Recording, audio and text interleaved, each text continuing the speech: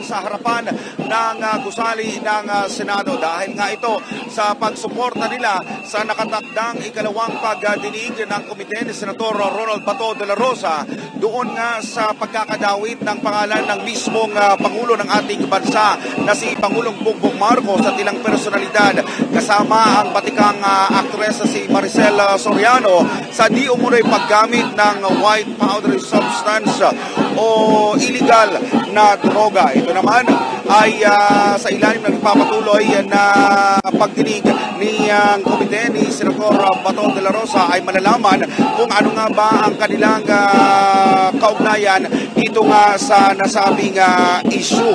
Kaya naman, ang ilan sa mga kababayan ho natin ay iba-ibang mga grupo po ito, iba-ibang mga personalidad na sumusuporta nga hindi lang doon sa pagdinig na ito, kundi may iba pa silang mga panawagan. Ang ilan sa mga kanila ay nagsasabi na gumagamit ng illegal na droga ang ating Pangulo. May mga iba na pinagre-resign, pinag-BBTO ang Pangulong Bongbong Marcos at marami pang ibang mga hinaing. At ngayon nga mula sa Baguio City. Oo. Tama ba? Taga Baguio kayo, sir? Po, Baguio po. Okay.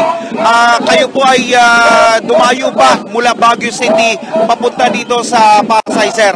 Opo, dahil napaka-importante po itong usaping ito na kung saan ay gusto naming ipaabot kay Senator Bato na pagbutihin niya ang pandinig ng PDEA leaks dahil ito'y isang magandang dapat na malaman ng taong bayan dahil kami po sa Baguio City ay naniniwala na dapat ang mamuno sa atin ay hindi po involved sa drugs because siya ay dapat malinis. Meron siyang moral ascendancy na mag-lead sa Pilipinas. Kaya pagbutihin mo, Senator Bato, ang pagdinig na ito para lalabas talaga ang katotohanan kung si Presidente Bongbong Marcos ba ay talagang gumagamit ng droga.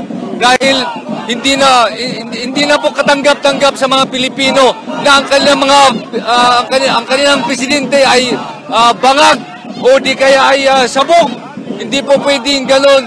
Kaya maraming salamat dahil dala ko yung aking mga grupo galing pa ng Baguio at nandito kami para suportahan si Senator Bato. Kaya Senator Bato, pagbutihin mo itong pagdinig nito upang lalabas ang katotohanan. Dahil yung mga dokumento na lumabas sa computer na di umano ay galing sa AI o AI generated, hindi po kami naniniwala. Bakos ito ay totoo dahil si former PDEA agent Jonathan, pinatutuhanan niya mismo yung kanyang pirma doon sa dokumento, kaya sana lalabas ang katotohanan.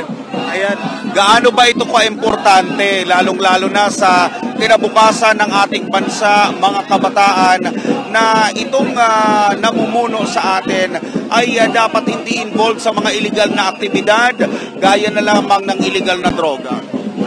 Hindi na natin matuturuan ang ating mga kabataan kapag nalaman nila yung mga leaders natin, especially ang harapan dito sa may gusali na